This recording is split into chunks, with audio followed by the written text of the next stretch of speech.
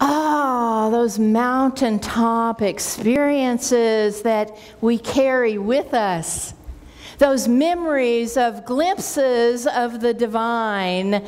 Perhaps at Tuttle Lake atop the hill overlooking the lake at the prayer and meditation retreat, or perhaps walking the labyrinth at Heartland Center, or as pictured here, our youth up at the cross at Heartland, or walking the Shunga Trail, or even in your own yard as robins flock to trees and fountains, or in the face of your newborn baby or grandbaby. After all, mountaintop experiences, when we experience and sense the very presence of Jesus, aren't restricted to actual mountaintops. They're any time that we witness mystical heavenly signs or hear God's voice. For disciples, Peter, James, and John, their mountaintop experience is seeing Jesus transfigured, transformed into dazzling white robes with face so shining they can hardly bear to look directly at him. Then, to top off the encounter, so to speak, they come face to face with revered Old Testament prophets. Moses, who represents the law of the Lord as he received the 10 Commandments up on Mount Sinai, and Elijah, the prophet so beloved that he visibly ascended into heaven on a chariot. Like Peter, James, and John, don't we too want to capture, to hold on to stay in such a mystical moment forever? Just as Peter suggests building booths to stay atop the mountain with beloved Jesus, we long to bottle up or box up such fleeting experiences, stay within them, rather than be face to face with our everyday struggles. But the climax of the Transfiguration isn't the transformation of Jesus. This is a sign. The point is God's voice from the clouds enveloping the disciples. This is my chosen Son. Listen to him. And like all mountaintop experiences of God's presence, they come quickly to an all too soon conclusion. Jesus and the disciples descend the mountain. We too shake our eyes open to that time to make breakfast, pack lunches, head out to work or school. But the story of Jesus' transfiguration and the story of God working in our lives doesn't signify an ending. This story is incomplete unless we look at Jesus' very first action when he comes down the mountain. Teacher, Jesus, I beg you to heal my son, my beloved son, who shrieks and convulses and foams at the mouth. The disciples have tried to heal him, but they are powerless without you. Jesus heals the boy and gives him back to his father. Do you think that this mighty, majestic transfiguration of Jesus on the mountaintop, when Moses and Elijah point to Jesus' imminent departure, i.e. death, and God's declaration of Jesus as chosen Son, do you think this transformation points us toward our call to participate in God's mission on earth that we partner with God's will to bring freedom and peace and justice and wholeness more fully to our Topeka community? This mountaintop experience points us toward what is possible, not only for Jesus, but for all Christ followers at Trinity and throughout Topeka. We may think that the world is beyond repair, that brokenness, disaster, evil, sin, injustice are just too overwhelming for our family of faith to tackle. We remember that 10% of all Topeka crime happens in the box, that area between 6th and 17th Streets and Washburn Avenue and Topeka Boulevard.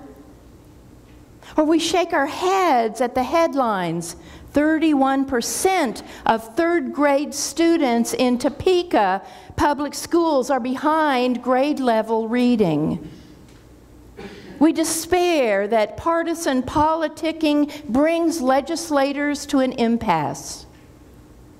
We worry as benefits are cut and downsizing and layoffs continue. These kinds of issues run deep and are complicated at a systemic level. We distrust that anything can be done to transform such massively entrenched systems. We prefer to stay here in the sanctuary or at home on our couches. I believe that the transfigured Christ has been and continues to be at work in our midst. When God says, listen to Jesus, God is trying to wake us up to possibilities. The Transfiguration is our vision to inspire us, to discover, to discern, to be dependent on God to show us the way down the mountain to ground level, to ground zero. Instead of basking in Jesus' presence, let us build justice and righteousness into the very fabric of our being and our community. A story. The missionary was mad as a wet hen. She told how mother after mother would come to the gate of the compound carrying an emaciated baby. The missionary would know where to look first, not at the child, but in the belongings that the mother carried. Rummaging around in the bags, she'd find what she expected, an empty bottle with the remains of its contents still visible. Infant formula. She showed what she'd do next. Grab that bottle and throw it as hard as she could into the corner of the stone walls, onto a pile of other broken bottles that she'd already thrown there. The mothers had been convinced that feeding their babies powdered infant formula would make their babies look like those plump babies in Western countries. Never mind that many of the women lived in villages where water was polluted.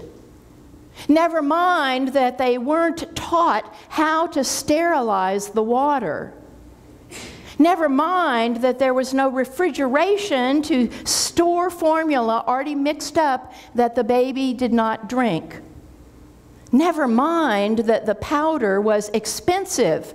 And when the can of powder started getting low, the mother just used less of it and added more water.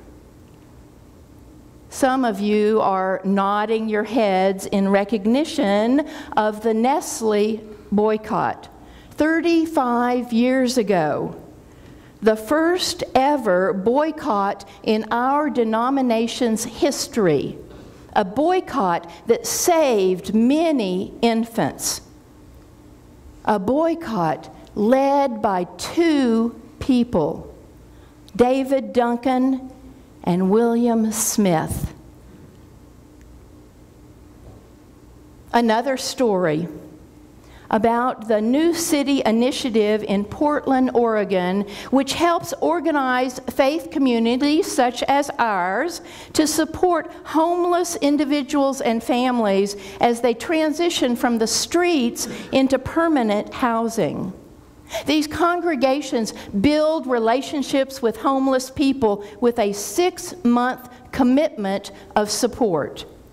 Their pastor, Paul Schroeder, says, we can put people into housing. We can get them into apartments or provide rent subsidies. But without a support system to assist with problem solving, to offer encouragement, help them find employment, cheer them on, they'll become isolated. They'll become depressed. They'll go back to bad coping behaviors. Participating congregations help set up and furnish apartments. They write supportive notes. They visit the families and provide practical assistance. In one case, organizing a carpool of volunteer church members so that a child could attend an after-school art program. Pastor Paul continues, people become homeless when they run out of relationships. When people generally hit bottom and become homeless is when their entire network of relationships, every thread in that network has snapped. In this article entitled Finding Ways to Pour Faith into New Vessels of Need, the pastor says this messy, hard, but right work has transformed the congregation. The transfiguration of Jesus on the mountaintop isn't just about Jesus being transformed. It's about possibilities of transformation for people of faith who listen to Jesus and then follow. In an article in Kate's and my seminary publication, our theology professor, Cindy Rigby, reflects on God's call to us to do justice, love kindness, and walk humbly with our God. She preached, rescue operations are of little long-term value to the poor and are utterly useless in redeeming the rich, i.e. us. What the poor want is for the rich to join with them, to partner with them, to learn from and be corrected by their spirituality. It is not simply that the rich need to quit giving fish to the poor so they'll eat for a day and instead teach them to fish so they'll eat for a lifetime, as the old adage goes. Cindy says it is that the rich need to sit down with the poor and join in the fishing, to empty themselves and enter into solidarity with the other, to learn to love the world each morning all over again. As we come to our table of Thanksgiving, let us give thanks to God when we recognize possibilities to transform our community and be transformed in the process. Amen.